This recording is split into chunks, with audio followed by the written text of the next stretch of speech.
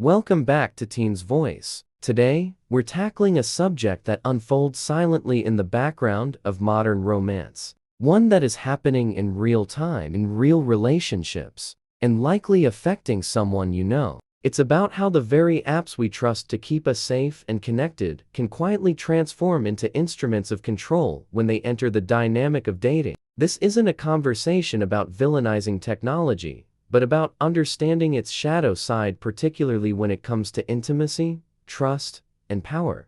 Let's begin with the landscape. Applications like Snap Map, Life 360, Find My iPhone, and even the location features embedded within Instagram's close friends stories were all conceived with benevolent intentions. Parents use them to confirm their child arrived home safely after a late night. Friend groups rely on them to coordinate spontaneous meetups without the chaos of endless texts. Couples navigating long-distance relationships often find comfort in seeing a familiar dot on a map, a small digital tether that bridges miles. These tools were built to ease anxiety, foster connection, and simplify logistics. However, there is a chasm between intention and impact. The moment location sharing graduates from a voluntary convenience to an unspoken mandate, it ceases to be about safety and begins to be about authority. The fine line between care and coercion is crossed when the choice to share is replaced by the expectation to comply.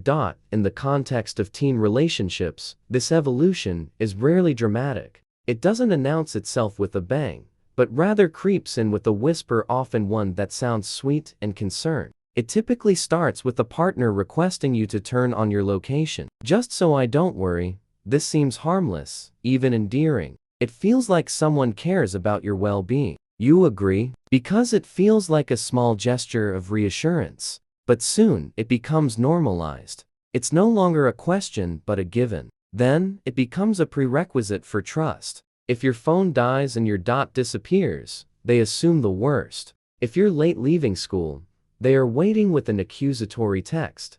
Why does it say you're still at the mall? Who are you with? An ordinary Tuesday afternoon transforms into a tribunal. Every trip to the grocery store, every detour to a friend's house, every delayed bus ride demands a detailed explanation and a receipt of your whereabouts. This is not affection. This is surveillance disguised as devotion, anxiety masked as love. Researchers who study the dynamics of relationship abuse have a specific term for this phenomenon: technology-facilitated coercive control. It is one of the fastest growing and most insidious forms of dating violence, and location tracking apps have acted as an accelerant. In the past, a controlling partner would have to physically follow you to monitor your movements, a labor-intensive and obvious act. Now, all it requires is 30 seconds of access to your unlocked phone, or a single yes to a location prompt months ago, a permission you are never allowed to revoke. The barrier to entry for surveillance has dropped to nearly zero,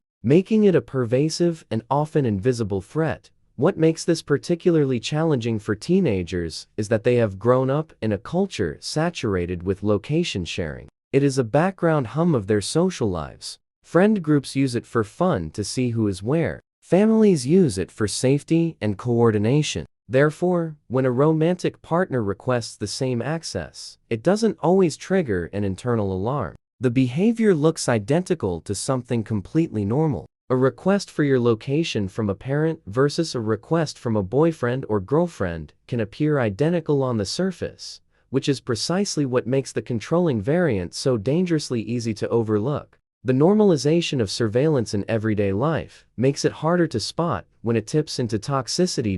So, how do you distinguish between a partner who cares and one who is controlling? Start by asking yourself a few honest, introspective questions. First, did I choose to share this information freely, or did I feel a sense of pressure, guilt, or fear of their reaction if I refused? Second, can I turn off my location sharing without triggering a major argument, a period of silent treatment, or a barrage of accusations? Third, if I simply said, I'd rather not share my location tonight, would my partner respect that boundary without punishing me for it? If any of these answers make you feel uneasy, that discomfort is not paranoia, it's data. It is your intuition signaling that something is off. True trust, the kind that forms the bedrock of a healthy relationship, was never meant to depend on a live digital tracking dot. There are other warning signs that often accompany location tracking in unhealthy dynamics. These include a relentless stream of, "Where are you?" texts that feel more like cross-examinations than expressions of curiosity, a partner who goes cold or becomes irate if you don't reply within a few minutes, someone who checks your phone without asking, sees your location as a right rather than a privilege, and phrases like, "If you really loved me, you'd let me see where you are." These are all red flags. None of this is normal. None of this is love. No matter how common it has become or how many online couples portray it as cute or romantic, if any of this resonates with you, hear this clearly: it is not your fault, and wanting privacy is not synonymous with being secretive or untrustworthy. You are allowed to have firm, non-negotiable boundaries with anyone, including someone you are dating. You are entitled to a relationship that is built on mutual respect, not mutual surveillance.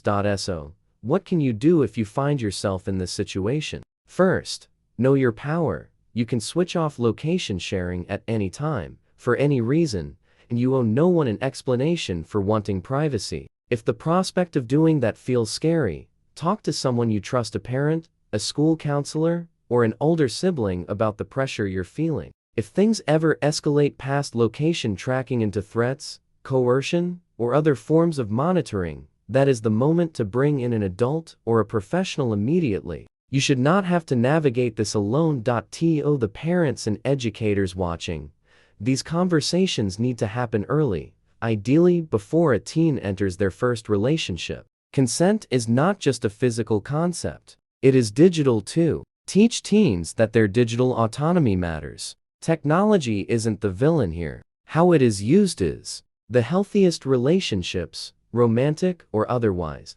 never needed a map to prove they were real. If this episode hit close to home, please know that reaching out for support is a sign of strength, not weakness. Talk to a trusted adult or connect with a helpline for young people in relationships. That's our show for today. Comment below: have you ever felt pressured to share your location with a partner? Let's talk. Like, subscribe, and we'll see you next time on Teen's Voice.